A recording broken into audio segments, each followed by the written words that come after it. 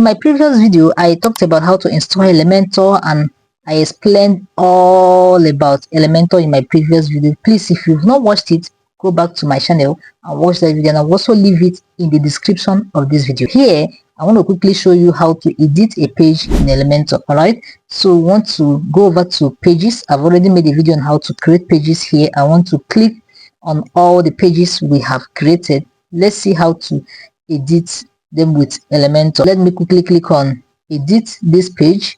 So as soon as you click on edit, the next thing we have to do is to click what?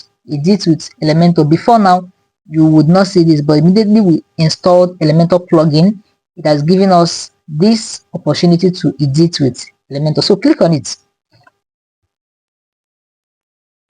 As you can see, we have landed on Elementor. You can do what? Skip here. I want to skip all of this.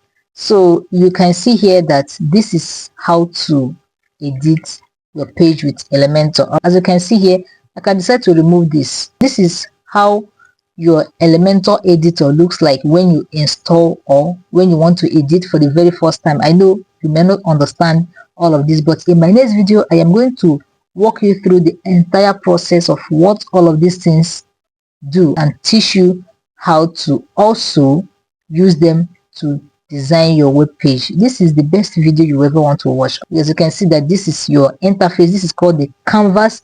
These are the elements or the widgets. When you hear me say widgets, these are the widgets you can use. Just drag and drop. You can drag and drop them like this one. Now you can drag a container and drop it here. Inside that container, you can click on plus icon and then add an image. In that same container, you can add something like text here to stay here. Alright, you can design all of this place to look extremely beautiful, but that is not a problem. I only want to show you how to edit a web page with Elementor. In my next video, I'm going to show you how to do what? Use this to actually design a complete web page. See you in my next video.